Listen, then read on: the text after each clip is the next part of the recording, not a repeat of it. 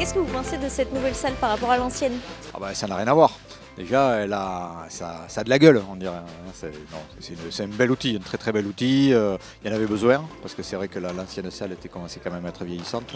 C'est certain que ça va ravir tous les utilisateurs, surtout ceux qui depuis quelques mois, voire même une année, attendent avec impatience cet outil-là, qui était obligé d'être SDF un petit peu partout, notamment le badminton qui en a pâti. Donc oui, non, ils l'attendent avec impatience et je suis sûr que ça fera son effet. On a également mis un système de chauffage qui est beaucoup énergétique. Vous pouvez nous rappeler quand est-ce que les travaux ont commencé? Oui, les travaux ont débuté fin 2018 et se sont achevés ou pratiquement achevés en mars 2020. Quels changements ont été apportés à cette salle? Alors la salle datait de 1960 à peu près. Elle n'était pas du tout isolée.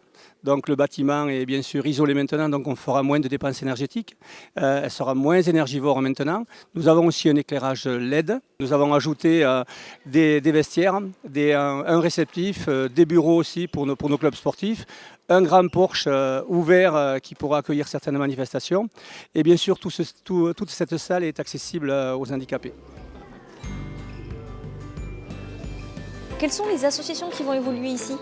Alors le BAD principalement, au niveau du terrain de BAD bien évidemment, le sport santé, puis il peut y avoir aussi le karaté, le judo qui peuvent venir y faire également des petites incursions on va dire. Donc il y a et puis plus d'autres éventuellement, puisqu'il y a quand même pas mal, ça offre pas mal de possibilités. Donc il y a beaucoup de sections de l'omnisport qui peuvent l'utiliser.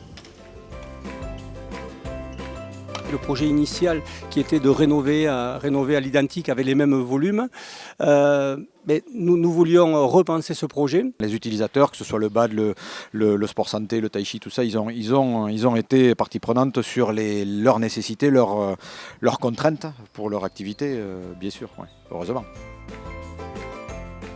Nous avons maintenant deux salles dont une qui est opérationnel et pour les compétitions, notamment de badminton, de basket, etc.